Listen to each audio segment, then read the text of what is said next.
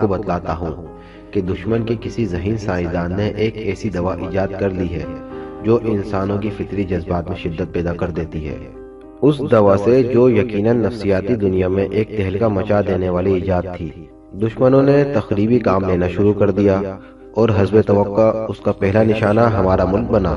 میرے چند ممبران کو سب سے پہلے پرسرار طور پر اغوا کر کے انہیں اس دوا کے انجیکشن دیے گئے۔ مقصد صرف یہ تھا کہ سیکریٹ سروس آڑے نہ آئے۔ نتیجے میں سیکریٹ سروس کے چند ممبران اس پرسرار بیماری میں مبتلا ہو گئے۔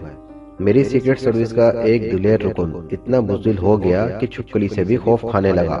پھر اس کا دوسرا تجربہ چھاؤنی پر کیا گیا اور اب اس کا تجربہ پورے دارالحکومت پر کیا گیا ہے۔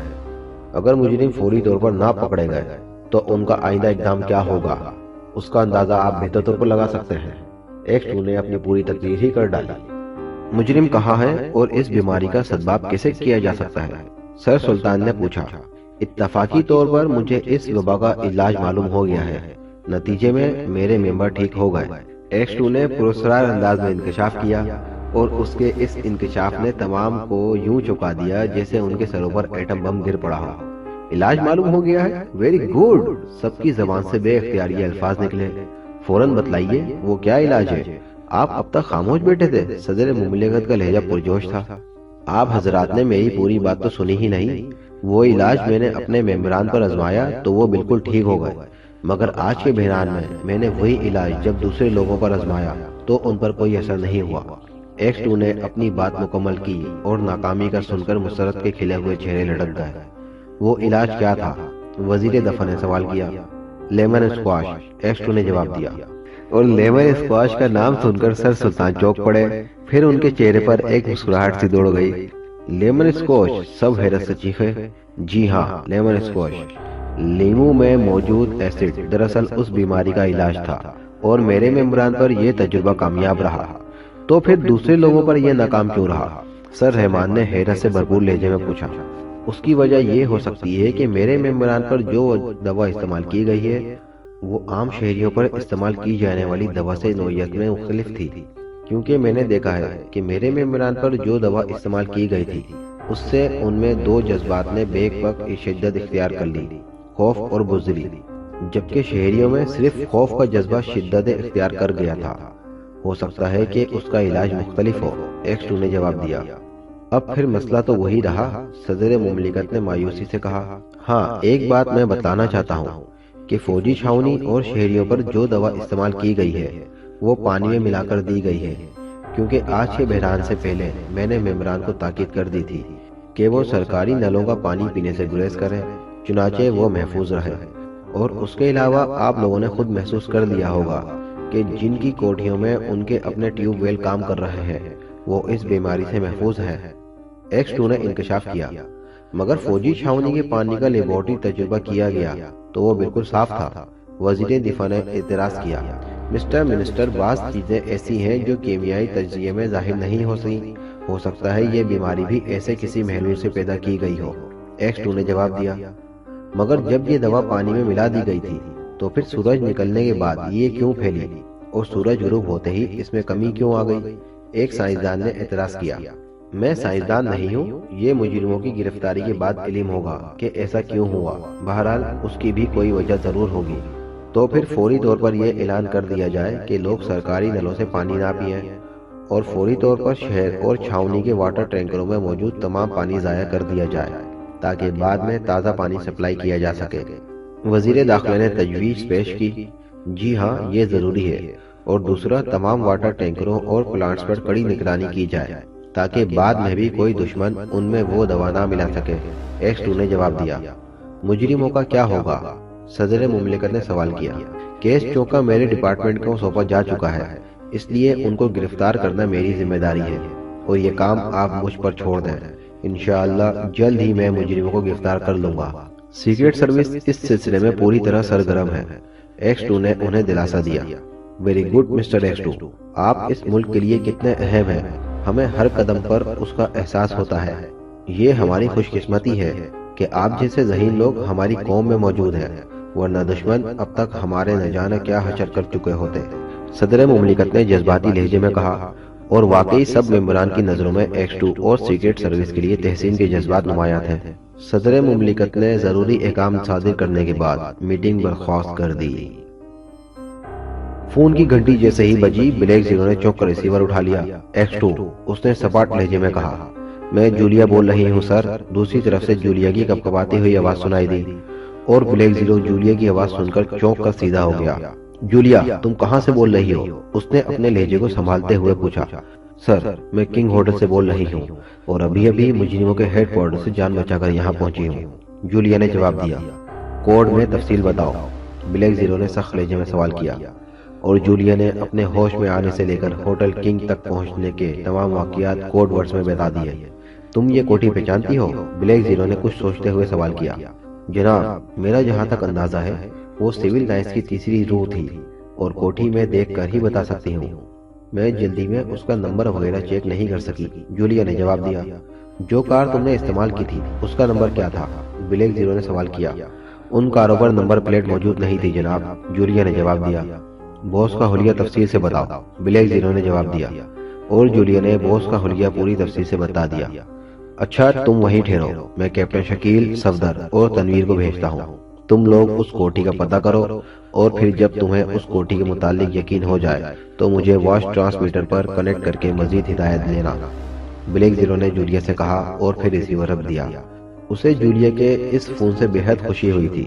جولیا نہ صرف اکیلی دشمنوں کے اڈے سے فرار ہونے میں کامیاب ہو گئی، بلکہ اس طرح مجرموں کا ہیڈ کوارٹر بھی نظروں میں آ گیا تھا، اور یہ ایک اہم انکشاف تھا۔ مگر اس کے ساتھ ساتھ اسے یہ بھی خیال آ رہا تھا کہ جولیا کے کامیاب فرار کے بعد مجرموں نے یقیناً جتنی جلدی ہو سکا وہ اڈا خالی کرنے میں کوشش کی ہوگی۔ بہرحال چیکنگ تو اولین فرض تھا، ہو سکتا ہے مجرم اپنی طاقت کے ذہن میں ابھی تک وہیں ہو۔ اس نے ریسیور اٹھایا اور پھر باری باری کیپٹن شکیل، تنویر اور صفدر کو ہوٹل کنگ میں جولیا سے ملنے کی ہدایت دی۔ وہ اب عمران کا انتظار کرنے لگا۔ عمران ہنگامی میٹنگ میں تھا اور اس دوران بلیک زیرو اس سے کانٹیکٹ بھی نہیں کر سکتا تھا، اس لیے اس نے انتظار مناسب سمجھا۔ تقریباً 15 منٹ بعد عمران کمرے میں داخل ہوا۔ وہ ابھی تک X2 کے مخصوص لباس میں تھا۔ کوئی نئی خبر بلیک زیرو؟ عمران نے کرسی پر بیٹھتے ہی سوال کیا، اور بلیک زیرو نے جولیا کی دی ہوئی تمام رپورٹ دہرا دی۔ ویری گڈ بلیک زیرو، اب ہم مجرموں پر یقیناً ہاتھ ڈال دیں گے۔ جولیا نے اس دفعہ قابل فخر کارنامہ انجام دیا ہے۔ عمران کا چہرہ خوشی سے سرخ ہو گیا۔ اسی لمحے کمرے میں تیز سیٹی کی آواز گونجنے لگی۔ بلیک زیرو سیٹی کی آواز سنتے ہی تیزی سے اٹھا اور پھر الماری میں ٹرانسمیٹر اٹھا کر میز پر لا رکھا۔ سیٹی کی آواز اس میں سے نکل رہی تھی۔ اس نے بٹن دبایا اور پھر پیچھے ہٹ گیا، کیونکہ عمران نے اسے خود بات کرنے کا اشارہ کیا تھا۔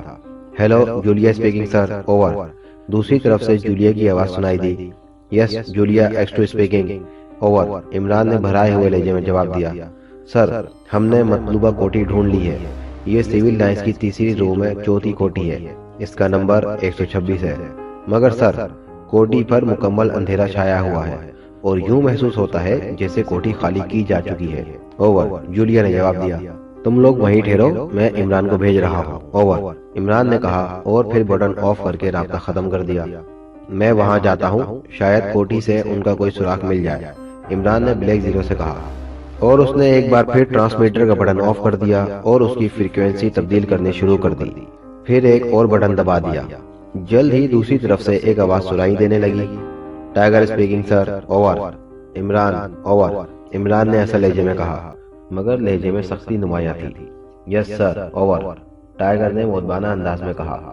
ٹائیگر، فوراً سول لائنز کی تیسری رو کی چوتھی کوٹھی نمبر 126 پہنچو، یہ مجرموں کا ہیڈ کوارٹر ہے۔ سیکرٹ سروس کے ارکان اس کے ارد گرد پھیلے ہوئے ہیں، مگر تم نے اپنے طور پر تحقیقات کرنی ہے۔ مجھے شبہ ہے کہ مجرم وہاں سے فرار ہو چکے ہیں۔ ہر ممکن طریقے سے ان کا سراغ لگانے کی کوشش کرو۔ مجھ سے کسی وقت بھی واش ٹرانسمیٹر پر بات کر سکتے ہو، اوور۔ عمران نے اسے احکامات دیے اور پھر بٹن دبا دیا۔ اسے الماری میں رکھ دو، عمران نے بلیک زیرو سے کہا اور پھر خود ڈریسنگ روم میں لباس تبدیل کرنے چلا گیا۔ یہ ایک کافی بڑا ہال تھا جس میں صرف ایک بڑی میز اور اس کے گرد 4 کرسیاں موجود تھیں۔ ان کرسیوں پر 4 نقاب پوش بیٹھے تھے۔ ایک سائیڈ پر جو نقاب پوش بیٹھا تھا اس کا نقاب سنہرا تھا۔ بے شک ہم اپنے مشن میں اب تک بے حد کامیاب رہے ہیں، مگر اس کے باوجود ہم اپنے اصل اور عظیم مشن سے تاحال بہت دور ہیں۔ اور پھر سیکرٹ سروس بھی ہمارے آڑے آ رہی ہے۔ سیکرٹ سروس کی ایک لیڈی رکن جسے اغوا کر کے ہیڈ کوارٹر لایا گیا تھا، نمبر 2 کو قتل کر کے فرار ہونے میں کامیاب ہو گئی ہے، اور جس کے نتیجے میں ہمیں فوری طور پر ہیڈ کوارٹر تبدیل کرنا پڑا اور اس ہیڈ کوارٹر میں موجود تمام سائنسی نظام تباہ کرنا پڑ گیا۔ دوسرا، نمبر 3 جو ڈاکٹر انور کے روپ میں اعلیٰ حکام کی ہنگامی میٹنگ میں شامل ہوا تھا، وہی میٹنگ میں ختم کر دیا گیا، اور اس طرح ہم صرف اس اہم میٹنگ کی کارروائی معلوم کرنے سے محروم ہو گئے، بلکہ ہمارا ایک ذہین کارکن بھی ختم ہو گیا۔ پھر اس میٹنگ کے بعد سرکاری طور پر یہ اعلان کیا گیا کہ سرکاری نلوں کا پانی استعمال نہ کیا جائے، اور اس کے ساتھ ہی مجھے رپورٹ ملی ہے کہ اسٹاک میں موجود تمام پانی ضائع کر دیا گیا ہے، اور اسٹور صاف کر کے نیا پانی اب استعمال میں لایا جا رہا ہے، اور اب چھاؤنی کے واٹر پلانٹ اور شہر کے واٹر سپلائی پلانٹس پر کڑی نگرانی کی جا رہی ہے۔ ان اقدامات سے صاف ظاہر ہوتا ہے کہ وہ لوگ ہمارے زیادہ قریب آتے جا رہے ہیں، ورنہ انہیں قطعی یہ معلوم نہ ہو سکتا کہ یہ وبا کس ذریعے سے پھیلی ہے۔ اس کے علاوہ مجھے رپورٹ ملی ہے کہ عمران اور سیکرٹ سروس کے دیگر رکن جنہیں انجیکشن لگائے گئے تھے اب بالکل ٹھیک ٹھاک ہیں، اور سابقہ ہیڈ کوارٹر کے گرد انہیں دیکھا گیا ہے۔ ان میں وہ لڑکی جولیا بھی موجود تھی۔ باس نے تفصیل سے تمام حالات سناتے ہوئے کہا، حیرت ہے باس، وہ لوگ کس طرح صحیح ہو گئے جبکہ انہیں 400 طاقت کے انجیکشن لگائے گئے تھے؟ ان کے ٹھیک ہونے کا تو سوال ہی پیدا نہیں ہوتا۔ ایک نمبر نے حیرت سے بھرپور لہجے میں کہا، اس بات پر میں خود حیران ہوں کہ انہوں نے اس کا علاج کیسے ڈھونڈ لیا، اور اگر ڈھونڈ بھی لیا تھا تو پھر عام شہریوں پر اس علاج کو کیوں نہیں آزمایا گیا، اور معاملہ صرف پانی نہ پینے تک ہی محدود کیوں رکھا گیا؟ باس نے جواب دیا، باس، وہ اس کا علاج قیامت تک معلوم نہیں کر سکتے۔ ہمارے ملک کے سائنسدان جنہوں نے اس عجیب و غریب دوا کو ایجاد کیا ہے، وہ سالوں کی تحقیق کے بعد بھی اس کا توڑ نہیں کر سکتے، تو کس طرح چند گھنٹوں میں اس کا علاج ڈھونڈ لیا؟ ایک اور ممبر نے کہا۔ بہرحال جو کچھ بھی ہو، وہ ممبر اور عمران اب بالکل ٹھیک ہے، باس نے فکر مند لہجے میں جواب دیا۔ تو پھر اب آپ نے کیا فیصلہ کیا ہے؟ ایک ممبر نے اس سے پوچھا۔ میں نے بے حد غور و فکر کے بعد یہ فیصلہ کیا ہے کہ ہمیں فوراً اپنا عظیم مشن پورا کرنے کے لیے کارروائی شروع کر دینی چاہیے۔ کہیں ایسا نہ ہو کہ ہمارا مشن مکمل ہونے سے پہلے سیکرٹ سروس ہمارے راستے پر لگ جائے، باس نے جواب دیا۔ مگر باس، اس عظیم مشن کو شروع کرنے کا ابھی مناسب وقت نہیں آیا۔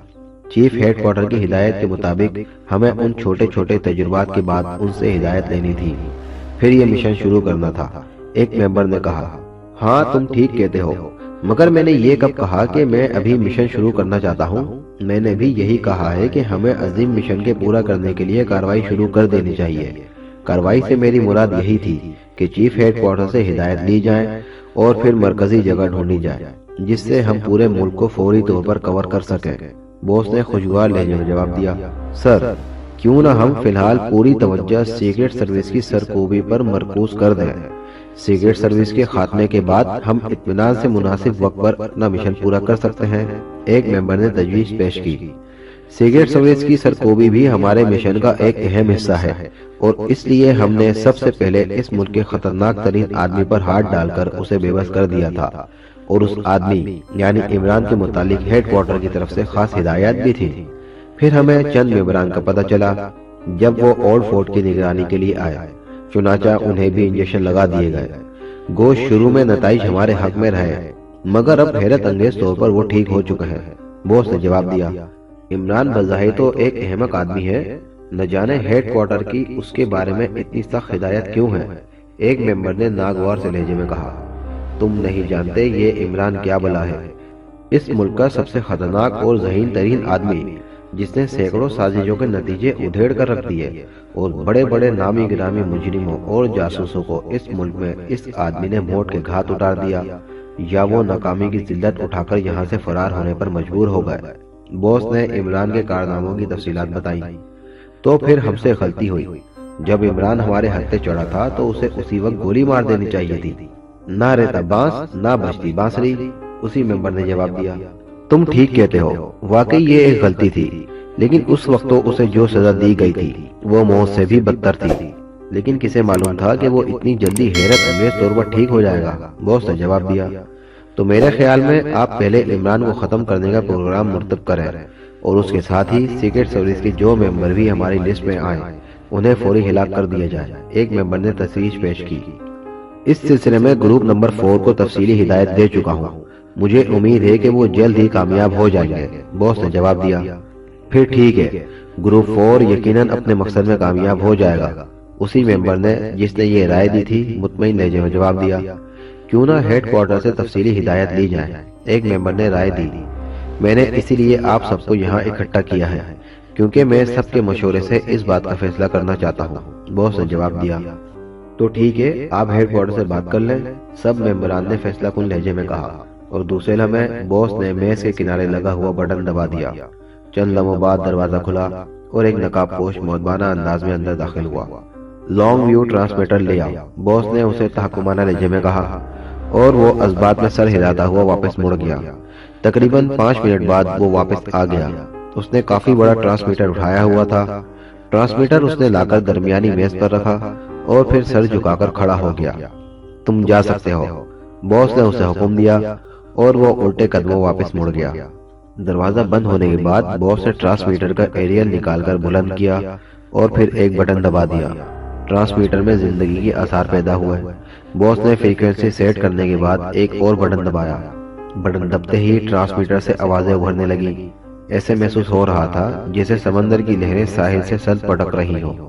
جلد ہی شور ہلکا پڑتا چلا گیا اور پھر اس کی بجائے ایک سخت سی آواز کمرے میں گونج اٹھی۔ Yes, chief headquarter operator number 11-3 speaking, over.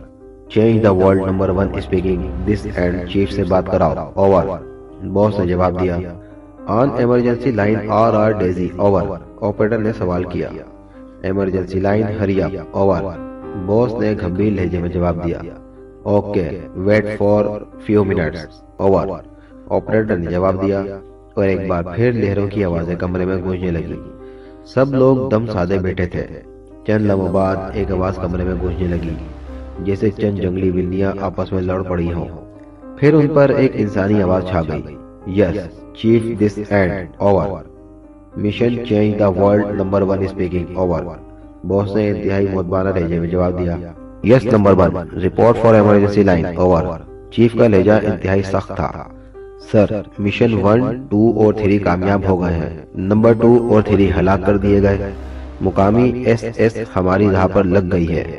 Mission number 1 کا علاج دریافت کر لیا گیا ہے۔ مشن نمبر 2 اور 3 کے سلسلے میں پانی کی ممانعت، موجودہ حالات انتہائی خراب ہیں۔ گریٹ مشن کے لیے ہدایت دیجیے، اوور، باس نے مختصر مگر جامع رپورٹ دی۔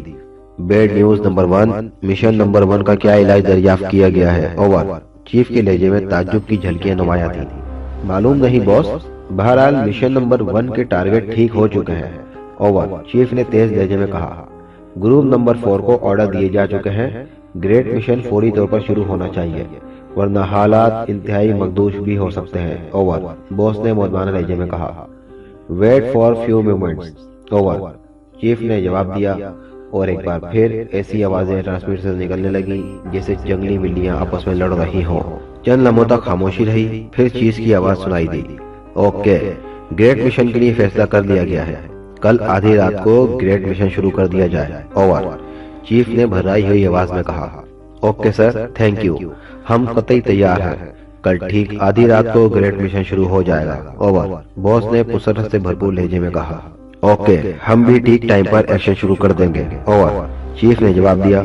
بہتر سر، ہماری طرف سے کوئی کسر باقی نہیں چھوڑی جائے گی، اوور، باس نے جواب دیا۔ Over and all, wish you good luck, chief نے کہا، اور اس کے آواز آنا بند ہو گئی۔ باس نے ایک طویل سانس لیتے ہوئے ٹرانسمیٹر کا بٹن آف کر دیا۔ جاندار مشین دوبارہ بے جان ہو گئی۔ ہمیں فوری طور پر گریٹ مشن کے لیے تیاریاں شروع کر دینی چاہیے، باس نے کہا، اور پھر وہ سب سر جوڑ کر اس گریٹ مشن کی تفصیلات طے کرنے لگے۔ عمران جب سول لائنز پہنچا تو چاروں طرف تاریکی چھائی ہوئی تھی۔ اسے وہ مخصوص کوٹھی دور ہی سے نظر آ گئی۔ خاصی عالیشان بلڈنگ تھی، لیکن وہ مکمل طور پر اندھیرے میں ڈوبی ہوئی تھی۔ عمران کے قریب پہنچتے ہی ایک درخت کی اوٹ سے ایک سایہ نکل کر اس کی طرف بڑھا۔ عمران صاحب، آپ ہیں؟ سایہ نے قریب آ کر سرگوشی کی۔ اوہ صفدر، تم؟ عمران نے جوابی سوال کیا۔ جی ہاں، باقی لوگ بھی ارد گرد موجود ہیں، مگر یہ کوٹھی تو خالی معلوم ہوتی ہے، صفدر نے اسی کوٹھی کے متعلق رپورٹ دیتے ہوئے کہا۔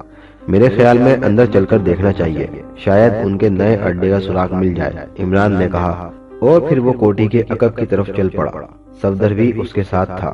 وہ ملک کوٹری کی دیوار کے ساتھ ساتھ چلتے ہوئے مطلوبہ کوٹھی کے عقب میں پہنچ گئے۔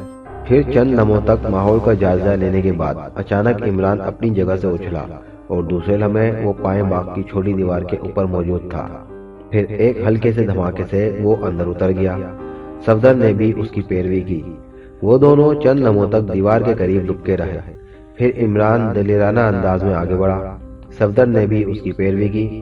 دونوں نے ریوالور ہاتھوں میں سنبھال رکھے تھے۔ کوٹھی واقعی خالی ہی تھی۔ انہوں نے تمام کمرے چھان مارے، لیکن انہیں وہاں آدمی تو ایک طرف، فرنیچر بھی نہیں ملا۔ کمال ہے، اتنی جلدی یہ کیسے یہاں سے سامان سمیٹ کر لے گئے؟ صفدر نے حیرت بھرے لہجے میں بڑبڑاتے ہوئے کہا۔ پھر جولیا کے بتائے ہوئے راستوں سے انہوں نے تہہ خانے بھی چیک کر لیے، مگر تہہ خانے بھی خالی تھے۔ تہہ خانوں کے چند کمروں میں تباہی مچی ہوئی تھی۔ ایسا محسوس ہو رہا تھا جیسے یہاں پر فٹ چیزوں کو ڈائنامائٹ سے اڑا دیا گیا ہو۔ سب کو یہیں بلا لو، عمران نے صفدر سے کہا، اور دوسرے لمحے صفدر عمارت کے کمپاؤنڈ سے نکل کر پھاٹک کی طرف چل دیا۔ عمران بدستور ایک تہہ خانے میں کھڑا تھا۔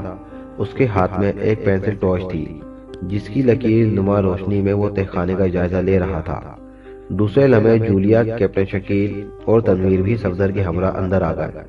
باس کا کمرہ کون سا تھا جولیا؟ عمران نے سوال کیا۔ میرے ساتھ آئیے، میں دکھاتی ہوں، جولیا نے جواب دیا، اور پھر وہ جولیا کے ساتھ ساتھ اس کمرے میں پہنچ گئے۔ عمران نے بغور کمرے کو دیکھا۔ کمرے میں جگہ جگہ سے چیزیں اکھاڑی گئی تھی۔ میرے خیال میں اس کوٹھی سے ضرور کوئی سرنگ کہیں نکلتی ہے۔ یہ لوگ سامان کے ساتھ اس سرنگ سے فرار ہوئے ہیں، ورنہ اتنا سامان اگر یہ سڑک کے ذریعے لے جاتے تو یقیناً نظروں میں آ جاتے۔ عمران نے خیال پیش کیا، اور باقی سب ممبران کے دل کو بھی یہ بات لگ گئی۔ تہہ خانوں میں ایک سرنگ کا سوراخ لگ جائے گا، عمران نے کہا، اور پھر وہ باری باری تمام تہہ خانے چیک کرتے رہے، مگر کہیں سے بھی اس بات کا سراغ نہ لگا۔ آخر وہ ایک بڑے ہال میں پہنچے۔ ہال بری طرح تباہ ہو چکا تھا، صرف چھت سلامت تھی۔ عمران ٹارچ کی روشنی میں ایک ایک چپے کا جائزہ لیتا رہا۔ پھر ایک کونے میں وہ ایک چھوٹی سی لوہے کی پٹری دیکھ کر چونک پڑا، اور دوسرے لمحے اس نے بغور فرش کا جائزہ لینا شروع کر دیا۔ بائیں سائڈ کی دیوار کے قریب ہی اسے فرش پر ایسے آثار نظر آ گئے جس سے صاف ظاہر تھا کہ یہاں باقاعدہ چھوٹی پٹری بچھی ہوئی تھی۔ اس نے ادھر ادھر دیکھا۔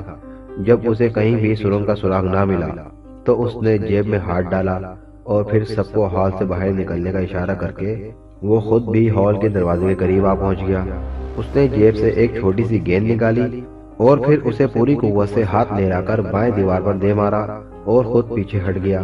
ایک ہلکا سا دھماکہ ہوا، اور کمرے کی دیواریں اور فرش لرز گئے۔ جب گرد و غبار چھٹا تو سب اندر داخل ہوئے۔ یہ دیکھ کر ان کی حیرت کی انتہا نہ رہی کہ سامنے کی دیوار جو ٹوٹ چکی تھی، اس میں ایک بڑی سرنگ صاف نظر آ رہی تھی، اور سرنگ کے درمیان چھوٹی ریل کی پٹری آگے جا رہی تھی۔ سرنگ میں مکمل اندھیرا تھا۔ عمران اور اس کے ساتھی سرنگ میں بڑھتے چلے گئے۔ ریل کی پٹری سے ظاہر ہوتا تھا کہ سرنگ بہت طویل ہے۔ کافی دور تک چلنے کے بعد آخر انہیں سرنگ کا دوسرا سرا نظر آ گیا۔ آگے ایک دیوار سے سرنگ بند ہو چکی تھی۔ دیوار کے قریب پہنچ کر وہ سب رک گئے۔ عمران نے ادھر ادھر دیکھا، اور پھر اسے دیوار کی سائیڈ میں پینسل ٹارچ کی روشنی میں ایک چھوٹا سا سرخ بٹن نظر آ گیا۔ ہوشیار، عمران نے ساتھیوں سے کہا، اور پھر وہ بٹن دبا دیا۔ بٹن کے دبتے ہی دیوار بے آواز سمٹتی چلی گئی۔ سامنے ایک بڑا کمرہ تھا، اور اس میں ایک چھوٹی سی ریل کار موجود تھی۔ چند لمحے خاموش رہنے کے بعد عمران اور اس کے ساتھی اس کمرے میں داخل ہوئے۔ عمران ابھی بغور ریل کار کا معائنہ کر ہی رہا تھا کہ اچانک ان کے پیچھے والی دیوار بے آواز انداز میں دوبارہ پھیل گئی، اور وہ سب حیران رہ گئے۔ عمران نے دوڑ کر دیوار کے ارد گرد کی جگہ دیکھنی شروع کی۔ وہ سب ایک کمرے میں بند ہو چکے تھے۔ عمران ابھی اس معائنے میں مصروف تھا کہ وہ کمرہ تیز روشنی سے منور ہو گیا، اور ساتھ ہی ایک زوردار کہکے کی آواز ان کے کانوں کے پردے پھاڑنے لگی۔ تم خود میرے جال میں آ پھنسے ہو۔ کہکے کے بعد ایک بھاری بھرکم آواز سنائی دی، یا مظہر العجائب، آواز حاضر آدمی غائب۔ عمران نے ایک طویل سانس لے کر کھڑے ہوتے ہوئے کہا، اور اس کے ساتھ ہی ایک اور زور کہکے کی آواز سنائی دی۔ ابھی اس کہکے کی باز کچھ ختم نہیں ہوئی تھی کہ سامنے کی دونوں دیوار سائیڈوں میں سمٹتی چلی گئیں، اور سامنے 10 نقاب پوش ہاتھوں میں مشین گن لیے کھڑے نظر آئے۔ ہینڈز اپ، ان میں سے ایک نے کڑکتی ہوئی آواز میں کہا۔ اور دوسرے لمحے عمران اور ساتھیوں نے ریوالور پھینک کر ہاتھ اٹھا لیے۔ مسلح نقاب پوشوں نے ان کے گرد گھیرا ڈال دیا اور پھر ایک نقاب پوش نے ان کی مکمل تلاشی لی اور کوئی چیز نہ پا کر انہوں نے انہیں آگے چلنے کا اشارہ کیا۔ عمران کی ہدایت ملتے ہی ٹائیگر فوراً سول لائنز پہنچ گیا۔ اس نے حسب معمول سے حسوت پہنا ہوا تھا اور پیروں میں کریپ سول جوتے موجود تھے۔ اس نے کوٹھی سے کافی دور اپنا ہیوی موٹر سائیکل ایک گلی میں دکا اور پھر بڑے محتاط انداز میں کوٹھی کی طرف بڑھا۔ اس کی نظریں سرچ لائٹ کی چاروں طرف گردش کر رہی تھیں۔ اسے اچھی طرح علم تھا کہ کوٹھی کے گرد سیکرٹ سروس کے ممبر پھیلے ہوئے ہیں اور اس نے ہر قیمت پر اپنے آپ کو ممبروں کی نظروں سے بچانا تھا۔ درختوں کی آڑ لیتا ہوا وہ کوٹھی سے کافی فاصلے پر جا کر رک گیا۔ اس کی چھٹی حس خطرے کا اعلان کر رہی تھی۔ اسے ایک عجیب سا احساس ہو رہا تھا جیسے خطرہ بالکل اس کے قریب ہو۔ وہ چھپکلی کی طرح درخت کے تلے سے چمٹ گیا اور پھر اچانک اس کے کانوں میں ایک ہلکی سی سرگوشی کی آواز ابھری اور اس نے کان کھڑے کر لیے۔ اب اس کی تمام تر توجہ اسی آواز کی طرف تھی۔ دوسرے لمحے اسے دوبارہ آواز سنائی دی اور اب وہ اس کا مخرج معلوم کر چکا تھا۔ اس سے 3 درخت چھوڑ کر چوتھے درخت کے اوپر سے اسے آواز آئی تھی۔ گو درختوں کے درمیانی فاصلہ کافی زیادہ تھا لیکن اس کے حساس کان پھر بھی دبی ہوئی سرگوشی کی آواز پر کھڑک گئے۔ ایک بار جب اس نے مخرج کا اندازہ کر لیا تو پھر وہ انتہائی محتاط انداز میں قدم با قدم رینگتا ہوا اسی درخت کی طرف بڑھا۔ جلد ہی وہ اسی درخت کے تنے سے لپٹتا ہوا کھڑا تھا۔ اب اسے آواز صاف سنائی دے رہی تھی۔ اس نے آہستہ سے سر اٹھا کر اوپر دیکھا۔ چند لمحوں تک غور سے دیکھنے پر اس نے گھرے درختوں کی شاخوں کے درمیان بیٹھے ہوئے ایک انسانی سائے کو چیک کر لیا۔ اس کی آنکھیں گہرے اندھیرے میں دیکھنے کی بخوبی عادی ہو گئی تھی، چنانچہ اس نے اچھی طرح سائے کا جائزہ لے لیا۔ وہ سایہ آنکھوں سے شاید نائٹ ٹیلی اسکوپ لگائے کوٹھی کی طرف متوجہ تھا اور اس کے ہاتھ میں ایک چھوٹا سا آلہ پکڑا ہوا تھا اور وہ مسلسل دبی دبی سرگوشیوں میں کسی کو رپورٹ دے رہا تھا۔ یس سر، 4 آدمی کوٹھی کے گرد مختلف جگہوں پر چھپے ہوئے ہیں، وہ مجھے بخوبی نظر آ رہے ہیں۔ اوور۔ سایہ کسی کو رپورٹ دے رہا تھا۔ ان میں ایک تو وہی لڑکی ہے جو ہیڈ کوارٹر سے فرار ہو گئی تھی اور سر 2 آدمی بھی ہیں جنہیں انجیکشن لگائے گئے تھے۔ تیسرا کوئی نیا آدمی ہے۔ اوور۔ جی ہاں، وہ فی الحال صرف نگرانی کر رہے ہیں، انہیں شاید کسی کا انتظار ہے۔ اوور۔ جی ہاں سر، مجھے یقین ہے وہ دونوں بالکل چست چالاک ہیں، حالانکہ اس وقت ان کی حالت ابتر ہونی چاہیے تھی۔ ٹائیگر سمجھ گیا کہ یہ شخص سیکرٹ سروس کے ممبران کے متعلق رپورٹ دے رہا ہے۔ اسی وقت اسے عمران نظر آ گیا اور پھر اس نے ایک سائے کو عمران کی طرف بڑھتے ہوئے دیکھا اور پھر وہ دونوں چھپتے ہوئے کوٹھی کے عقب کی طرف چلے گئے۔ سر، ایک حیرت انگیز بات، عمران بالکل ٹھیک ہے، وہ ابھی وہاں پہنچا ہے اور اب ایک پہلے سے موجود شخص کے ساتھ دونوں کوٹھی کے عقب کی طرف چلے گئے ہیں۔ اوور۔ درخت پر موجود آدمی نے رپورٹ دی۔ بالکل سر، مجھے یقین ہے وہ عمران ہے اور بالکل صحت مند ہے۔ اوور۔ ٹائیگر نے ایک لمحے کے لیے سوچا کہ اس آدمی کو فوری طور پر ٹریپ کر لے جو عمران کی رپورٹ دے رہا ہے، لیکن پھر وہ کسی فیصلے کن نتیجے پر پہنچنے کے لیے رک گیا۔ اسے معلوم تھا کہ عمران ترن والا نہیں جو یوں آسانی سے نگلا جا سکے۔ پھر اس نے کوٹھی کے ایک شکستہ پھاٹک سے ایک سائے کو باہر آتے دیکھا۔ اسی وقت الو کی آواز فضا میں گونجی۔ یہ آواز یقیناً اس سائے کے حلق سے نکلی تھی۔ آواز نکلتے ہی اس نے 3 سایوں کو مختلف جگہوں سے نکل کر کوٹھی کی طرف بڑھتے دیکھا اور پھر وہ سب کوٹھی میں غائب ہو گئے۔ باس، وہ سب اندر چلے گئے ہیں۔ سر، وہ شاید تہخانوں کی چیکنگ کر رہے ہیں۔ اوور۔ ٹرانسمیٹر پر رپورٹ باقاعدہ جاری تھی۔ کافی دیر خاموشی رہی کیونکہ عمران اور دیگر ممبران تو کوٹھی کے اندر جا کر غائب ہی ہو گئے تھے۔ ٹائیگر کو خطرہ پیدا ہو گیا کہ کہیں وہ ٹریپ نہ کر لیے گئے ہوں، لیکن وہ اس وجہ سے خاموش رہا کہ عمران اور اس کے ساتھی ٹریپ کر لیے جاتے تو یقیناً اس آدمی کو رپورٹ مل جاتی۔ اچانک اسے کوٹھی کے اندر سے ایک ہلکے دھماکے کی آواز سنائی دی۔ ہوا پر تیرتی ہوئی آواز اس کے کانوں سے ٹکرائی۔ اسے ایسا محسوس ہوا جیسے کسی نے کوٹھی کے اندر ہلکی طاقت کا بم مارا ہو۔ اس کے بعد پھر کافی دیر خاموشی طاری رہی۔ پھر اچانک اسے آواز آئی، یس سر۔ اوہ ویری گڈ ٹریپنگ سر، اب ہمارے گریٹ مشن میں کوئی رکاوٹ نہیں رہی سر۔ سائے نے جواب دیا۔ اس کی آواز مسرت سے لبریز تھی۔ بہتر سر، میں ابھی پہنچتا ہوں سر۔ اوور اینڈ آل، سائے نے کہا اور پھر اس نے آلہ جیب میں رکھ کر نائٹ ٹیلی اسکوپ آنکھوں سے علیحدہ کر کے اسے گلے میں لٹکا لیا۔ ٹائیگر اب چوکندہ ہو گیا تھا۔ سائے کی آواز اور باتوں سے اسے اچھی طرح اندازہ ہو گیا تھا کہ عمران اور اس کے دیگر ساتھی ٹریپ کر دیے گئے ہیں اور وہ کسی گریٹ مشن کو پورا کرنا چاہتے ہیں۔ پھر سایہ اسے درخت سے اترتا ہوا نظر آیا۔ ویسے وہ بڑے محتاط انداز میں نیچے آ رہا تھا۔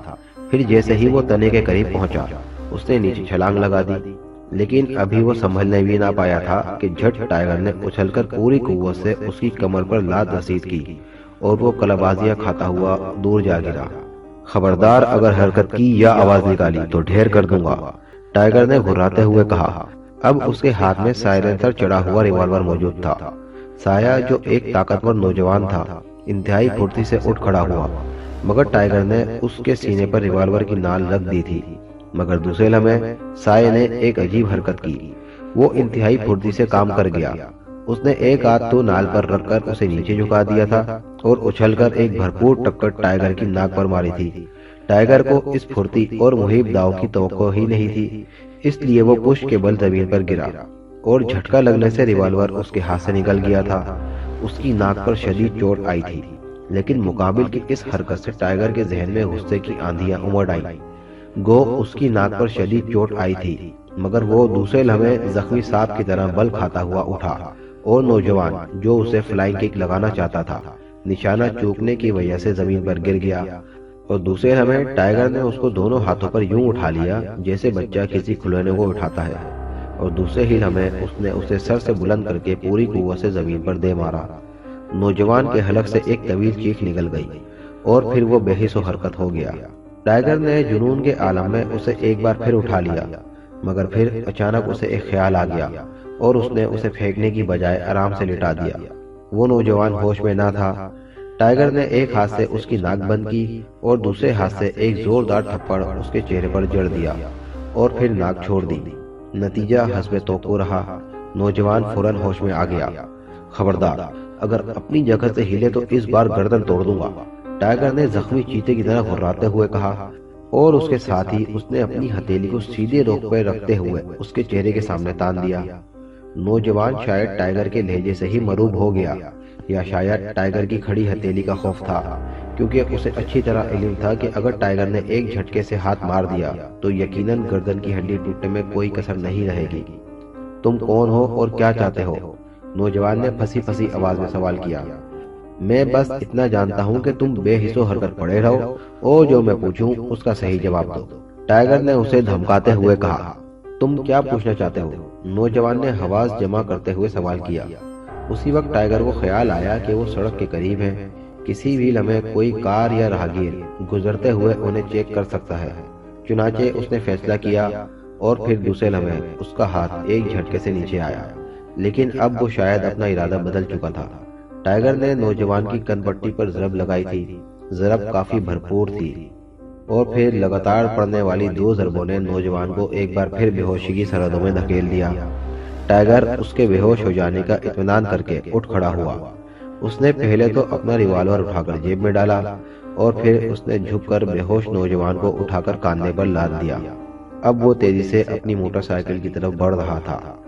چند لمحوں بعد اس کی موٹر سائیکل تیز رفتاری سے گلیوں میں بھاگ رہی تھی۔ اس نے بے ہوش نوجوان کو آگے پیٹرول ٹینکر پر لٹا رکھا تھا، گو اس طرح اسے موٹر سائیکل چلانے میں کافی وقت کا سامنا ہو رہا تھا، مگر بہرحال وہ آگے بڑھ رہا تھا۔ عمران کو ایک کمرے میں بند کیا گیا تھا۔ 10 مشین گنوں کے سامنے وہ بے بس تھا، اس لیے وہ خاموش رہا۔ اگر مقابلے میں 1-2 مشین گنیں ہوتی تو شاید وہ کوشش بھی کرتا، مگر 10 مشین گنوں سے مسلح آدمیوں سے ٹکر لینا تو سرین خودکشی تھی، اور عمران کم از کم زندگی کے کسی لمحے میں خودکشی کے لیے تیار نہیں ہو سکتا تھا۔ دروازہ بند ہونے کے بعد اس نے کمرے کا جائزہ لیا، لیکن ٹھوس اور سپاٹ دیواریں اس کا منہ چڑھا رہی تھیں۔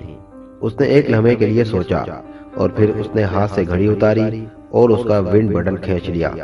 گھڑی کے ڈائل پر ایک سرخ نقطہ چمکنے لگا۔ چند ہی لمحوں بعد وہ نقطہ سبز رنگ میں تبدیل ہو گیا۔ ہیلو ٹائیگر، عمران بول رہا ہوں، اوور۔ عمران نے سرگوشی کے سے انداز میں کہا۔ یس سر، میں ٹائیگر بول رہا ہوں، میرے پاس آپ کے لیے اہم خبر ہے، اوور۔ ٹائیگر کی ہلکی سی آواز اس کے کانوں سے ٹکرائی۔ تفصیل بتلاؤ، اوور۔ عمران نے سخت لہجے میں پوچھا۔ سر، جب آپ اور دیگر ممبران کوٹھی میں داخل ہوئے تو مجرموں کا ایک آدمی کافی دور سے آپ کی نقل و حرکت چیک کر رہا تھا اور ٹرانسمیٹر پر رپورٹ بھی دے رہا تھا۔ میں نے اسے ٹریپ کیا اور پھر بے ہوش کر کے اپنی قیامگاہ پر لے آیا۔ کافی سختی کے بعد جب اسے زبان نہ کھولی تو مجبوراً مجھے اسے ہپنوٹائز کرنا پڑا اور تب تمام تفصیلات سامنے آ گئی۔ وہ مجرم تنظیم کا ایک اہم رکن ہے، اس کا نمبر 9 ہے۔ اس کی زبانی پتہ چلا ہے کہ ہمارے ملک کے خلاف ایک بھیانک سازش کی گئی ہے۔ ہمارے ہمسایہ ملک کے سائنسدانوں نے ایک محلول ایجاد کر لیا جو جسم میں داخل ہونے کے بعد دماغ کے ان گہرے مغناطیس پر اثر انداز ہوتا ہے جہاں جذبات کے خلیات موجود ہیں، خاص طور پر خوف اور بزدلی۔ دونوں جذبوں پر وہ زیادہ تیزی اور پائیداری سے اثر انداز ہوتا ہے۔ نتیجے میں جذبات کو شدید تحریک ہوتی ہے، ان جذبوں کی شدت بے انتہا بڑھ جاتی ہے۔ اس کو دشمنوں نے ہمارے خلاف برتنے کا پروگرام بنایا، چنانچہ یہاں آ کر تجربات کیے گئے جو خاصے کامیاب رہے، اور کل آدھی رات کو ان کا اصل مشن شروع ہو رہا ہے۔ پروگرام یہ ہے کہ اس محلول کو جسے لگاتار تجربوں کے بعد صفوف کی شکل میں تبدیل کر دیا گیا ہے، اس کی کافی سے زیادہ مقدار ہوا میں شامل کر دی جائے گی، اور پھر جب یہ صفوف ہوا میں مل کر جب انسانی سانس کے ساتھ جسم میں پہنچے گا تو اس کا وہی نتیجہ برآمد ہوگا جو محلول کا تھا۔ چونکہ محلول کی نسبت صفوف کے ذرات کم طاقت رکھتے ہیں، اس لیے یہ اسی صورت میں زیادہ اثر انداز ہوں گے جبکہ پہلے سے ان میں ان جذبوں کو تحریک مل چکی ہو۔ اس لیے عام پبلک اور فوجیوں پر استعمال کیا گیا پینے کے پانی کے ذریعے، چنانچہ اب یہ صفوف صرف ہماری پبلک اور فوجیوں پر اثر انداز ہوگا، اور ہمارے دلیر اور جانباز عوام اور فوجی انتہائی خوفزدہ اور انتہا درجے کے بزدل بن جائیں گے، اور پھر فوراً ہی ہمسایہ ملک جس کی تمام افواج سرحد پر پہنچ چکی ہیں ہمارے ملک پر حملہ کر دے گی۔ اس کا جو نتیجہ ہوگا وہ ظاہر ہے، جو ان کا پلان ہے جن میں وہ 75% کامیاب ہو چکے ہیں۔ اب کل آدھی رات کو پلان پر عمل ہوگا۔ اوور۔ ٹائیگر نے انتہائی تفصیل سے رپورٹ دی اور عمران یہ رپورٹ سن کر حیرت سے دنگ رہ گیا۔ اتنی خطرناک سازش کا جس کا تصور بھی نہ کر سکتا تھا اس کے ملک میں تقریباً کامیاب ہو چکی تھی۔ ایک ایسی سازش جو اس کے ملک کو فنا کر کے رکھ دے گی۔ اس کا دماغ سن ہو گیا۔ کیا وہ رکن اتنا ہی اہم ہے کہ اسے تمام تفصیلات کا بخوبی علم ہے؟ اوور۔ عمران نے کچھ سوچتے ہوئے سوال کیا۔ جی ہاں سر، وہ سربراہوں میں سے ایک ہے۔ اوور۔ ٹائیگر نے جواب دیا۔ تو پھر اس سے نگرانی جیسا معمولی کام کیوں لیا گیا؟ عمران نے مشکوک لہجے میں سوال کیا۔ یہی سوال میں نے اس سے کیا تھا۔ اس کا جواب تھا کہ فوری طور کوٹھی خالی کرنے اور تمام سامان لے جانے کے لیے تمام کارکنوں کو استعمال کیا جا رہا تھا، چنانچہ نگرانی کا کام رضاکارانہ طور پر اپنے ذمہ لے لیا تھا۔ اوور۔ ٹائیگر نے جواب دیا۔ عمران نے کچھ سوچتے ہوئے کہا، تم فوراً نمبر 10 کا میک اپ کر کے یہاں پہنچو اور مجھے ملنے کی کوشش کرو۔ میک اپ کا سامان ساتھ لیتے آنا، یہ کام جلدی ہونا چاہیے۔ اوور۔ عمران نے اسے ہدایت دی۔ بہتر سر۔ اوور۔ ٹائیگر نے جواب دیا۔ اور سنو، فوراً فریکوینسی نمبر 806S پر کال کر کے میری طرف سے اطلاع دو۔ اپنا نام بتلا دینا کہ فوراً اس ہیڈ کوارٹر کا فوجی محاصرہ کر دیا جائے، اور ساتھ ہی اس کوٹھی کا بھی جو اب خالی ہو چکی ہے۔ ایکشن فی الحال نہ لیا جائے۔ اوور۔ عمران نے اسے بلیک زیرو کی مخصوص فریکوینسی بتاتے ہوئے کہا۔ Okay sir. ٹائیگر نے جواب دیا۔ تم میرے پاس پہنچو جلدی۔ Over and all. عمران نے جواب دیا اور پھر ون بٹن دبا کر رابطہ ختم کر دیا۔ عمران نے جواب دیا اور پھر ون بٹن دبا کر رابطہ ختم کر دیا۔ اس کے چہرے پر اتنی ٹھوس سنجیدگی پھیلی ہوئی تھی، شاید وہ زندگی میں اس سے پہلے کبھی اتنا زیادہ سنجیدہ نہیں ہوا ہوگا۔ اچانک دروازہ ایک جھٹکے سے کھلا اور پھر ایک آدمی تیزی سے اندر داخل ہوا۔ اس کے چہرے پر ہوائیاں اڑ رہی تھیں۔ باس، غضب ہو گیا، فوج نے ہیڈ کوارٹر کا محاصرہ کر لیا ہے، ایک چوڑی میز کے پیچھے بیٹھے گنجے آدمی سے کہا، اور اس کے الفاظ سن کر باس حیرت سے اچھل پڑا۔ یہ کیسے ہوا؟ وہ اضطراری طور پر اٹھ کھڑا ہوا۔ باس، شاید ہمارا راز کھل گیا ہے، آنے والے نے خوفزدہ لہجے میں جواب دیا۔ باس تیزی سے اٹھ کر کمرے کے کونے کی طرف بڑھا۔ اس نے وہاں پر موجود ایک دیو ہیکل مشین کا بٹن دبا دیا۔ مشین پر لگی ہوئی بڑی سی اسکرین روشن ہو گئی اور پھر تیزی سے ناپ گھماتا گیا۔ اسکرین پر کوٹھی سے باہر کا منظر ابھرتا چلا گیا۔ واقعی فوجیوں نے کوٹھی کو گھیر رکھا ہے۔ وہ ناپ گھماتا چلا گیا اور منظر تیزی سے تبدیل ہوتے چلے گئے۔ کوٹھی کے باہر کا ہر حصہ اسکرین پر آیا جو تمام فوجیوں کے گھیرے میں تھا۔ باس نے ایک لمحہ بغور فوجیوں کو دیکھا اور پھر بٹن دبا کر مشین آف کر دی۔ پھر وہ تیزی سے کمرے سے باہر نکلا۔ میرے ساتھ آؤ، اس نے نوجوان سے کہا۔ مختلف راہداریوں سے گزرتا ہوا وہ ایک کمرے کے سامنے رک گیا۔ اس کے ساتھ اب چند مسلح افراد بھی شامل ہو گئے تھے۔ یہ دروازہ کھولو، اس نے اطلاع دینے والے نوجوان سے کہا۔ نوجوان نے ایک آدمی کو اشارہ کیا اور اس نے مشین گن کا بٹ مار کر تالا توڑ دیا اور پھر دروازہ کھول کر وہ سب اندر داخل ہو گئے۔ سامنے چارپائی پر عمران لیٹا ہوا تھا۔ کھڑے ہو جاؤ عمران، باس نے غصے سے چیختے ہوئے کہا، اور عمران اطمینان سے اٹھ کھڑا ہوا۔ کیا بات ہے؟ عمران نے بڑے اطمینان سے سوال کیا۔ جلدی بتلاؤ، فوج کو اس ہیڈ کوارٹر کا کیسے پتا چلا؟ باس نے چیختے ہوئے کہا۔ کس فوج کو اور کون سے ہیڈ کوارٹر کا؟ عمران نے جواب دیا۔ اس سے پہلے کہ باس کوئی جواب دیتا، وہ اچانک چونک پڑا۔ اسے عمران کی گردن پر کالر کے قریب ایک موٹا تل نظر آ گیا تھا۔ تم کون ہو اور عمران کہاں ہے؟ اس نے تقریباً دھاڑتے ہوئے پوچھا۔ میں عمران ہوں اور تمہارے سامنے کھڑا ہوں، عمران نے مسکراتے ہوئے جواب دیا۔ شٹ اپ، تم عمران نہیں، اس کے میک اپ میں کوئی اور ہو۔ عمران کی گردن پر تل نہیں ہے، جبکہ تمہاری گردن پر تل موجود ہے، باس نے غصے سے سیاہ پڑتے ہوئے کہا، اور اس مرتبہ چوکنے کی باری عمران کی تھی۔ اسے گولی مار دو، باس نے چیختے ہوئے مشین گن سے مسلح افراد کو حکم دیا، اور مشین گن برداروں نے مشین کا رخ اس کی طرف کیا۔ اسی لمحے ایک شخص بھاگتا ہوا وہاں آیا۔ باس، ہم پر ہوائی حملہ ہونے والا ہے، بمبار جہاز کوٹی پر چکر لگا رہے ہیں، اس نے سخت خوفزدہ لہجے میں جواب دیا، اور حملے کا سن کر باس گھبرا گیا۔ باہر چلو، اسے ابھی بند کر دو، باس نے حکم دیا اور دوڑتا ہوا کمرے سے نکل گیا۔ مختلف کمروں میں بجلی کی طرح دوڑتا ہوا وہ ایک کمرے میں پہنچا۔ اس نے سوئچ بورڈ پر لگا ہوا ایک بٹن دبایا اور پھر فرش کا ایک کونا سمٹ گیا۔ اب وہاں سیڑھیاں تھیں، وہ تیزی سے نیچے اترتا چلا گیا۔ جلد ہی وہ ایک بڑے ہال میں پہنچ گیا، جس میں ایک کافی بڑی مشین موجود تھی، جس کی ایک نالی چھت سے نکل کر اوپر چلی گئی تھی۔ ہال میں موجود تمام افراد باس کو یوں اچانک اندر داخل ہوتے دیکھ کر گھبرا گئے۔ جلدی کرو، مشین چلاؤ، گریٹ مشن فوراً شروع کر دو، جلدی کرو، باس نے چیختے ہوئے کہا۔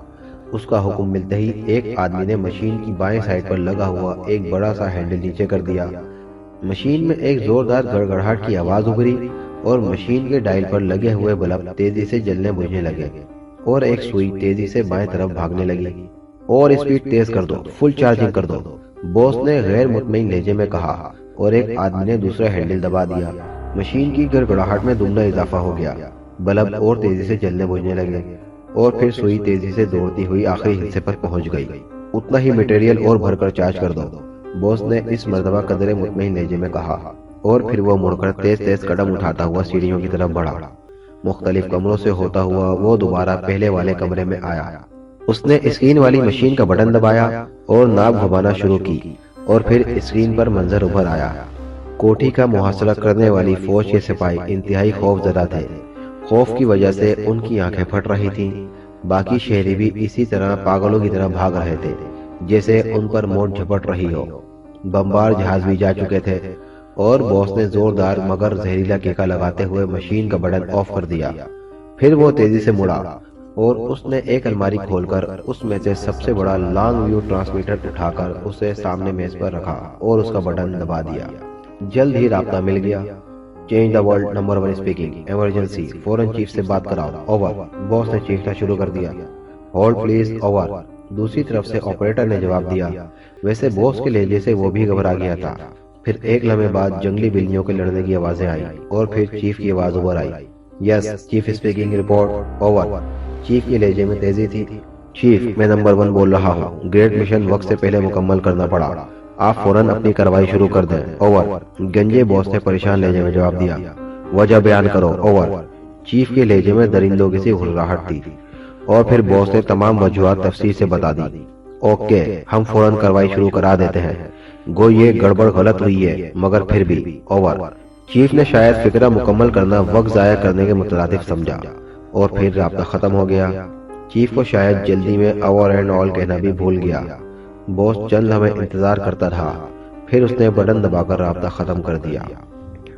عمران ٹائیگر کو اپنے میک اپ میں چھوڑ کر خود نمبر 9 کے میک اپ میں باہر نکل آیا، اور اس کی خوش قسمتی سے کسی نے اسے باہر جاتے دیکھ کر پوچھ گچھ نہیں کی۔ عمران وہاں سے سیدھے دانش منزل آیا، اور تب سے اب تک وہ دانش منزل میں موجود اپنی مخصوص لیبارٹری میں گھسا ہوا تھا۔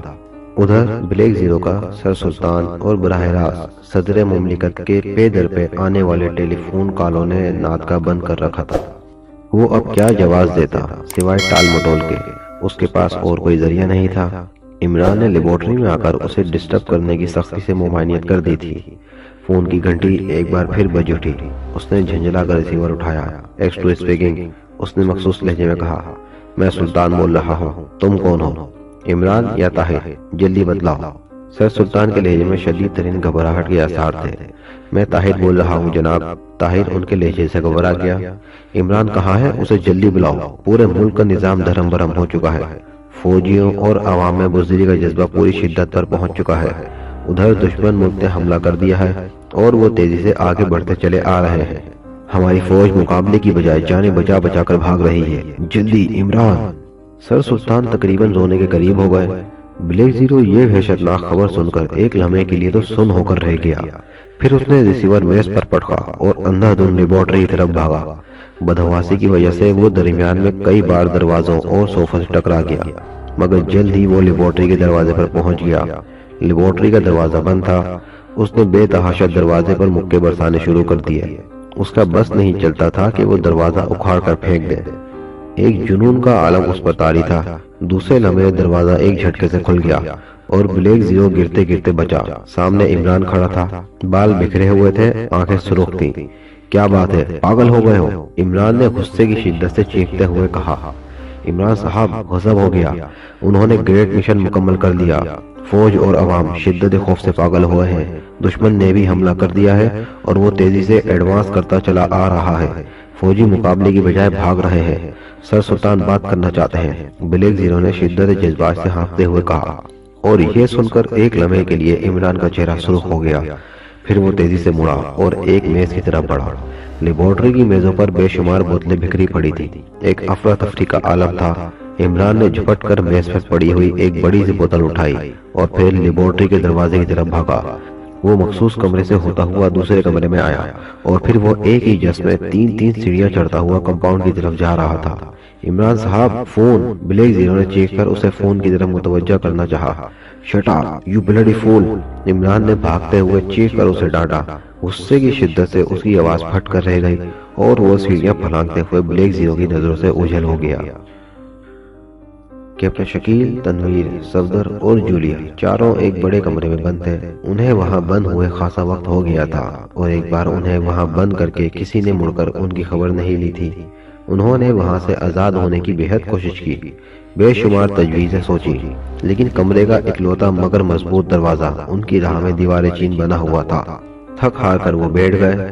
رات گزرنے کے بعد تقریباً آدھے سے زیادہ دن گزر چکا تھا کہ پہلی بار ان کا دروازہ کھلا اور 10 مشین گن بردار اندر داخل ہوئے۔ رات گزرنے کے بعد تقریباً آدھے سے زیادہ دن گزر چکا تھا کہ پہلی بار ان کا دروازہ کھلا اور 10 مشین گن بردار اندر داخل ہوئے۔ مشین گن برداروں نے عجیب و غریب لباس پہنا ہوا تھا۔ وہ سب غوطہ خوروں کے لباس میں تھے۔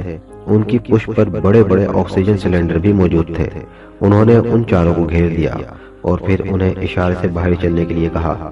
وہ چاروں 10 مشین گنوں کے سامنے بے بس تھے، چنانچہ سوائے حکم کی تعمیل کرنے کے اور چارہ ہی نہ تھا۔ مختلف کمروں سے ہوتے ہوئے وہ ایک لفٹ کے سامنے جا کر رک گئے۔ مشین گن برداروں کے ساتھ وہ لفٹ میں سوار ہو گئے اور جب لفٹ رکی تو وہ عمارت کی چھت پر موجود تھے۔ یہ عمارت 4 منزلہ تھی اور چوتھی منزل کی چھت پر وہ اس وقت موجود تھے۔ اس وقت چھت پر تقریباً 10 آدمی موجود تھے۔ وہ سب کے سب اسی غوطہ خوروں والے لباس میں موجود تھے۔ ان میں ایک شخص نے منہ پر لگے ہوئے خول کے آگے خودبین لگا رکھی تھی۔ اس کے خول کے اوپر مائک بھی لگا ہوا تھا۔ وہ سب عمران کو وہاں موجود دیکھ کر دنگ رہ گئے۔ عمران کو بھی 5 مشین گن برداروں نے گھیر رکھا تھا۔ ہا ہا ہا، آؤ آؤ تم بھی دیکھو، ہم نے تمہارے ملک کی کایا پلٹ دی ہے۔ ہا ہا ہا، دنیا کی دلیر ترین اور بہادر قوم اس وقت دنیا کی بزدل ترین اور خوفزدہ قوم میں تبدیل ہو چکی ہے۔ دوربین والے شخص نے ان کے قریب پہنچنے کے بعد کہا۔ آواز اس کے مائک سے نکل رہی تھی اور پھر کیپٹن شکیل، تنویر، صفدر اور جولیا سامنے بازاروں میں ہونے والی بھگدڑ کو دیکھ کر حیران رہ گئے۔ ایسا محسوس ہو رہا تھا جیسے سب لوگ پاگل ہو چکے ہوں۔ انتہائی بدحواسی اور خوف کے عالم میں وہ کٹی ہوئی پتنگ کی طرح ادھر ادھر ڈول رہے تھے۔ بے شمار لوگ مر رہے تھے، پھر اچانک کیپٹن شکیل اور صفدر کے جسم میں سردی کی ایک تیز لہر دوڑ گئی، انہیں پھریریاں سی آنے لگیں۔ وہ نامعلوم کس سے خوف زدہ تھے۔ ادھر جولیا اور تنویر کو بھی سردی سی محسوس ہو رہی تھی، مگر کیپٹن شکیل اور صفدر کی حالت لمحہ بلمحہ بگڑتی جا رہی تھی۔ ٹائیگر جو عمران کے روپ میں تھا سر جھکائے کھڑا کانپ رہا تھا، خوف سے اس کا بھی رواں رواں لرز رہا تھا۔ ہاں تم بھی اسی قوم کے فرد ہو، تم بھی بزدل ہو، دیکھو ہمارا کارنامہ، اب اس ملک کو ٹوٹنا ہوگا، فنا ہونے سے دنیا کی کوئی طاقت اس کو نہیں بچا سکتی۔ ہا ہا ہا۔ بوس مسلسل کہکے لگا رہا تھا۔ اچانک وہ کہکا لگاتے لگاتے رک گیا۔ نیچے شہر میں ہونے والا شور بھی اچانک تھم گیا تھا، لوگ سن ہو کر رہ گئے تھے۔ کیپٹن شکیل، صفدر، تنویر، ٹائیگر اور جولیا کو یوں محسوس ہوا جیسے ان کی رگوں میں دوڑتی ہوئی خوف کی لہر اچانک تھم گئی ہو۔ چند لمحوں تک فضا میں سکوت طاری رہی، پھر ایک دم شور پھٹ پڑا، لیکن اب صورتحال یکسر تبدیل ہو چکی تھی۔ پہلے والے شور اور اس شور میں زمین آسمان کا فرق تھا۔ پہلے لوگ خوف کی شدت سے چیخ رہے تھے، مگر اب وہ شدت جوش سے اچھل رہے تھے۔ سیکرٹ سروس کے ممبران کے جسموں میں بھی ایک برقی روح دوڑ گئی۔ وہ نامعلوم خوف ختم ہو کر جذبے اور جوش میں تبدیل ہو چکا تھا۔ باس اور اس کے ساتھی صورتحال میں اس اچانک تبدیلی کو پا کر گھبرا گئے، اور پھر سیکرٹ سروس کے ممبران اچانک ان پر پل پڑے۔ مجرموں نے مشین گنیں چلانی چاہیے، مگر اس اچانک بدلی ہوئی صورتحال نے انہیں الجھا دیا تھا۔ چنانچہ ذہنی پریشانی کی وجہ سے وہ وقت پر عمل نہ کر سکے، اور دوسرے لمحے سیکرٹ سروس کے ممبران ان سے بری طرح الجھ گئے۔ صرف ایک آدمی کی مشین گن چلی، مگر نشانہ خالی گیا۔ دوسرے لمحے شدت جوش سے سرخ ہوتے ہوئے کیپٹن شکیل نے ایک مجرم کو اٹھا کر چوتھی منزل سے نیچے پھینک دیا۔ ٹائیگر نے بھی 2 مجرموں کا یہی حشر کیا۔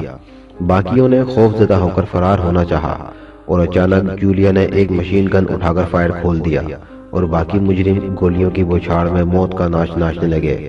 باس کو مت مارو، اسے زندہ گرفتار کرنا ہے، ٹائیگر نے چیخ کر جولیا سے کہا، جو اب اپنی مشین گن کا رخ بھاگتے ہوئے باس کی طرف کر رہی تھی۔ مگر ٹائیگر کی چیخ و پکار کے باوجود باس گولیوں کی زد میں آ گیا، مگر جولیا نے فوراً مشین گن جھکا دی تھی۔ چنانچہ گولیوں نے باس کی ٹانگوں کو چھلنی کر کے رکھ دیا، اور وہ وہیں گر پڑا۔ نیچے جتنے بھی ہیں سب ختم کر دو، صفدر نے چیخ کر کہا، اور پھر وہ سب مشین گن اٹھائے نیچے کی طرف بھاگے۔ ٹائیگر زخمی باس کو اٹھانے میں مصروف تھا، کایا ایک بار پھر پلٹ چکی تھی۔ عمران بھاگتا ہوا کمپاؤنڈ میں پہنچا، اور دوسرے لمحے اس نے ہاتھ میں پکڑی ہوئی بوتل زمین پر دے ماری۔ بلیک زیرو بھی اس کے پیچھے بھاگتا ہوا کمپاؤنڈ میں آن پہنچا تھا۔ عمران کو جب اس نے بوتل زمین پر مارتے دیکھا تو اسے یقین ہو گیا کہ عمران پاگل ہو چکا ہے۔ بوتل ٹوٹتے ہی اس میں سے موجود سیال زمین پر پھیل گیا، اور دوسرے لمحے اس سے بخارات نکلنے لگے، اور تقریباً 1 منٹ میں تمام محلول ہوا میں اڑ چکا تھا۔ اب زمین پر صرف بوتل کے ٹکڑے پڑے تھے۔ عمران چند لمحے خاموش کھڑا رہا، اور پھر وہ واپس مخصوص کمرے کی طرف بھاگا۔ بلیک زیرو کو اس نے اپنے پیچھے آنے کا اشارہ کیا۔ مخصوص کمرے میں پہنچتے ہی عمران بلیک زیرو سے مخاطب ہوا، طاہر، یہ آخری حربہ ہے، اگر یہ کامیاب ہو گیا تو ہم بچ جائیں گے، ورنہ۔ عمران خاموش ہو گیا، اس کا چہرہ جوش سے سرخ ہو گیا تھا۔ اس نے میز پر رکھا ہوا ریسیور اٹھایا، مگر لائن بے جان تھی۔ بھلا سر سلطان اس ہنگامی صورتحال میں عمران کی کال کے انتظار میں کب تک بیٹھے رہتے؟ عمران نے کریڈل دبایا اور پھر نمبر ڈائل کرنے شروع کر دیے۔ نمبر ڈائل کر کے اس نے ریسیور کانوں سے لگایا۔ چند لمحوں بعد رابطہ مل گیا۔ X2 اسپیکنگ، سر آن ایمرجنسی لائن، عمران نے بھرائے ہوئے لہجے میں کہا۔ مسٹر X2، غضب ہو گیا، ہم تباہ ہو گئے۔ دشمن تیزی سے علاقے پر علاقے فتح کرتا ہوا چلا آ رہا ہے، اور ہماری فوجیں اسلحہ پھینک کر بھاگ رہی ہیں۔ بس اب چند گھنٹوں تک دارالحکومت پہنچ جائیں گے۔ اور پھر دوسری طرف سے صدر مملکت کی آواز بھرا گئی، آپ بے فکر رہیں جناب، ہمارے ملک کو دنیا کی کوئی طاقت تباہ نہیں کر سکتی۔ ٹھہرو مسٹر X2، ہولڈ 1 منٹ۔ صدر مملکت کے لہجے میں اچانک تبدیلی آ گئی تھی۔ پھر چند لمحے بعد ان کی پرمسرت آواز آئی، مبارک ہو مسٹر X2، تمہارا کہنا سچ ثابت ہوا، ایک معجزہ ہو گیا ہے۔ فوجیوں اور عوام کا تباہ ہوا مورال ایک دم بلند ہو گیا ہے۔ تمام عوام اور فوجی ایک عجیب جوش اور نامعلوم جذبے سے پرسو ہو گئے۔ فوج نے دوبارہ اسلحہ سنبھال لیا ہے، انہوں نے دشمنوں کے حملے کو روک لیا ہے۔ 1 minute. Oh very good, thank God. Mister X2، مبارک ہو، دشمن ہماری فوج کی بے پناہ جوش و جذبے اور بہادری کی تاب نہ لا کر تیزی سے پیچھے ہٹ رہا ہے۔ معجزہ ہے معجزہ، صدر مملکت کا لہجہ بے پناہ جوش سے پر تھا۔ جی ہاں جناب، اور یہ معجزہ ایک بوتل نے انجام دیا ہے، عمران نے چہکتے ہوئے کہا اور پھر ریسیور رکھ دیا۔ دانش منزل کے میٹنگ ہال میں تمام ممبران جمع تھے۔ عمران بھی ایک صوفے پر بیٹھا اونگ رہا تھا کہ ٹرانسمیٹر کا بلب جل اٹھا۔ جولیا نے آگے بڑھ کر بٹن آن کیا اور ایکسٹرو کی مخصوص آواز سے ہال گونج اٹھا۔ میں سمجھتا ہوں کہ آپ لوگ اس کیس کی تفصیلات سننے کے لیے بے چین ہوں گے۔ یہ کیس ایک عجیب و غریب کیس تھا۔ ایسا کیس اس سے پہلے میری زندگی میں کبھی رونما نہیں ہوا۔ یہ ایک بھیانک ترین سازش تھی۔ ہمارے ہمسایہ ملک کے سائنسدانوں نے اتفاق سے ایک ایسی دوا تیار کر لی جو دماغ کے گہرے مراکز پر اثر انداز ہوتی ہے۔ یہ مراکز جذبات کے مخرج ہوتے ہیں۔ تمام جذبات کی تحریک انہی مراکز سے اٹھتی گھٹتی اور بڑھتی ہے۔ اس دوا میں ایک خاصیت تھی کہ یہ صرف دماغ کے اس مرکز پر اثر انداز ہوتے تھے جو خوف اور بزدلی کے جذبات کے محرک ہوتے ہیں۔ اس دوا کے اثر سے یہ جذبات انتہائی شدت پکڑ جاتے ہیں۔ یہ ایک اہم اور انقلابی ایجاد تھی۔ اسے اگر تعمیری مقاصد کے لیے استعمال کیا جاتا تو اس سے انسانیت کو بے بہا فوائد پہنچ سکتے تھے، مگر ہمارے ہمسایہ ملک کی کمینی فطرت نے اسے تعمیری کی بجائے تخریبی مقاصد کے لیے استعمال کرنے پر اکسایا، اور چونکہ وہ شروع سے آج تک ہمارے ملک کو تباہ کرنے کے جنون میں مبتلا رہا ہے، اس لیے اس کا پہلا نشانہ ہم بنے۔ دشمن ملک نے ایک ٹیم اس مقصد کے لیے ہمارے ملک میں بھیجی، جس کا سربراہ دشمن کی سیکرٹ سروس کا مشہور جاسوس اور سیکرٹ ایجنٹ آرچی تھا۔ اس کی ٹیم میں چند سرکردہ سائنسدان بھی شامل تھے۔ انہوں نے نہایت خوشی سے یہاں اپنا جال بچھایا، اور دشمن ملک کی یہاں موجود مقامی تنظیم سے انہوں نے یہاں وسیع پیمانے پر اپنے انتظامات مکمل کر لیے۔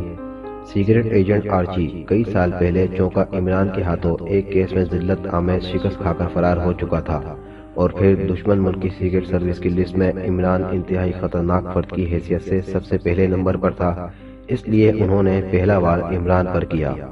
عمران کو اور فورٹ لے جایا گیا۔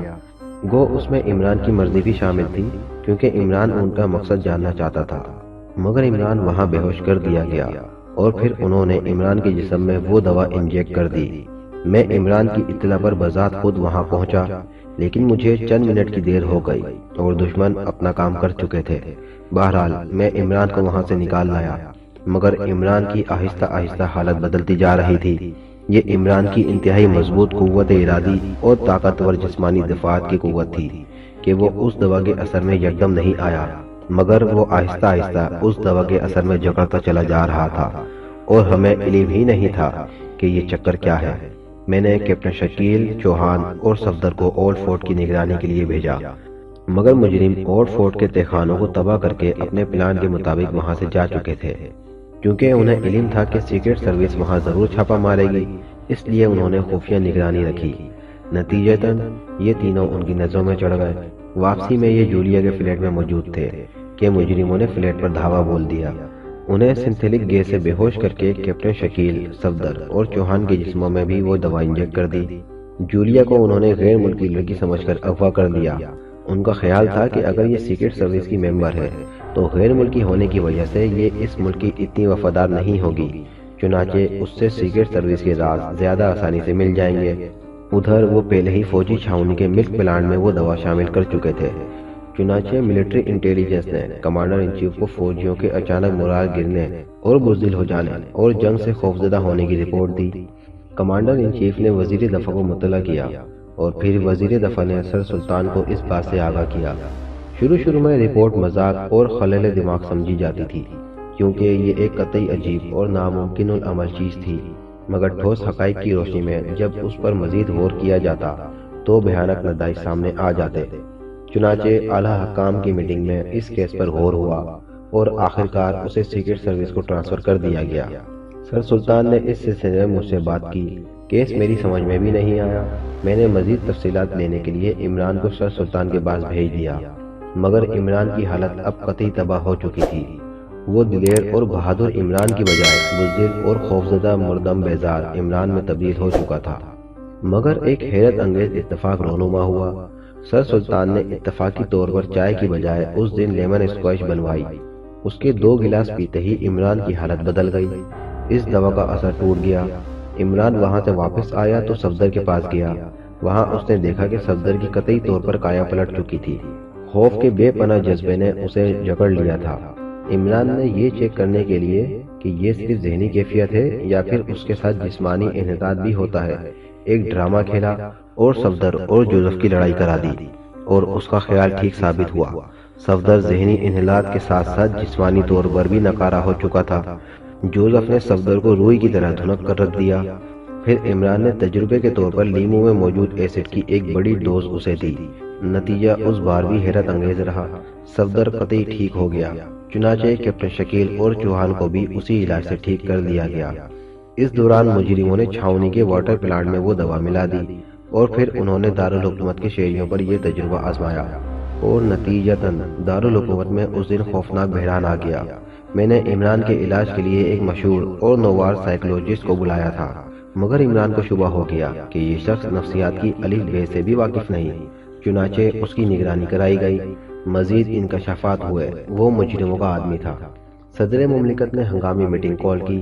وہیں ڈاکٹر ایک اور مشہور سائیکولوجسٹ کے روپ دھار کر وہاں پہنچ گیا تاکہ حکومت کو غلط راستے پر ڈالا جائے، مگر چونکہ مجھے پہلے اطلاع مل چکی تھی، اس لیے اسے میٹنگ کے دوران پکڑ لیا گیا۔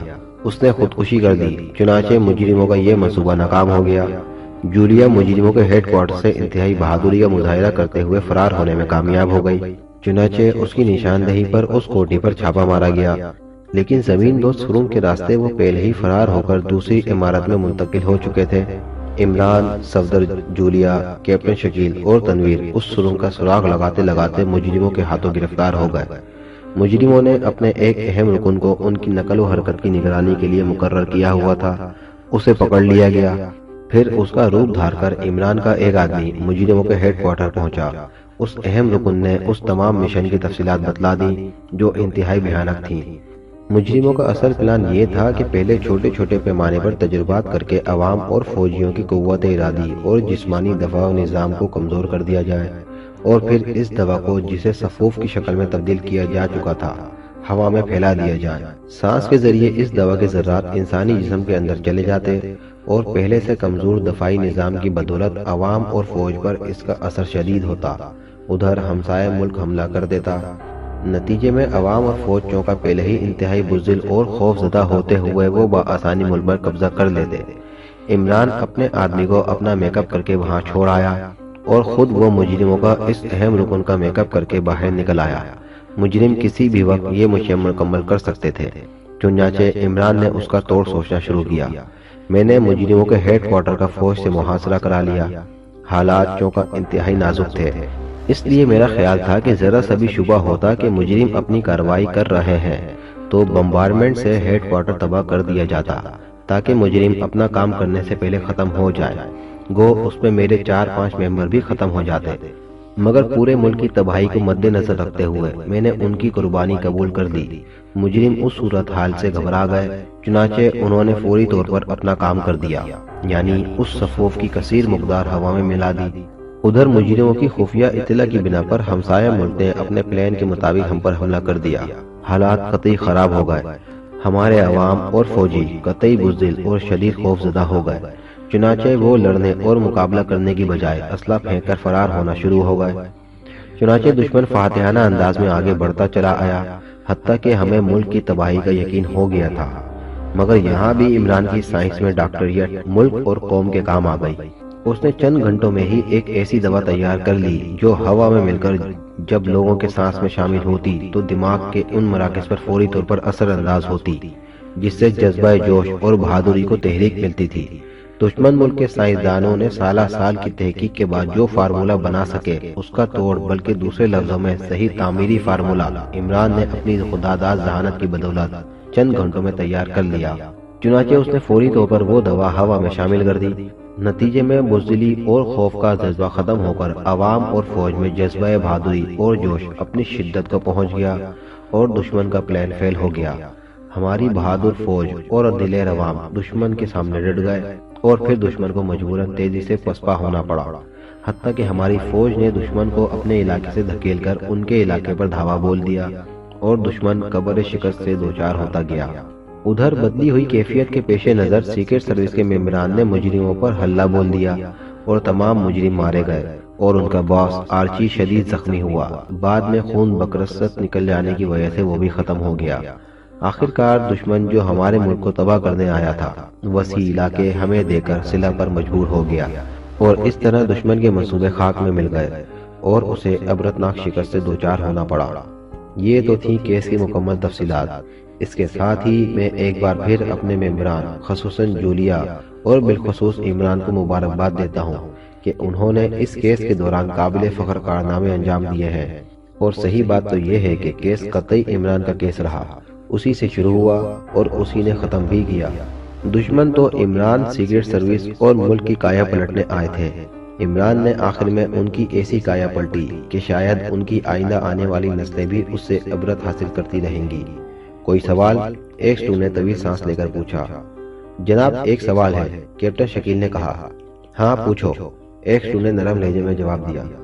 جناب دشمن ملک کی فوج نے جب ہم پر حملہ کیا تو وہ کیوں نہ اس دوا سے جو پورے ملک کی ہوا میں پھیل چکی تھی اثر پذیر ہوئی، اور پھر جب عمران صاحب نے اس کے جواب میں دوا ہوا میں پھیلائی تو دشمن کے فوجی جو ہمارے ملک میں موجود تھے اس دوا سے اثر پذیر کیوں نہ ہوئے؟ کیپٹن شکیل نے پوچھا۔ Very good point mister Shakeel. دراصل بات یہ تھی کہ دشمنوں کو اس بات کا خطرہ تھا کہ کہیں ان کی فوج بھی اس دوا کے تحت بزدل نہ ہو جائے۔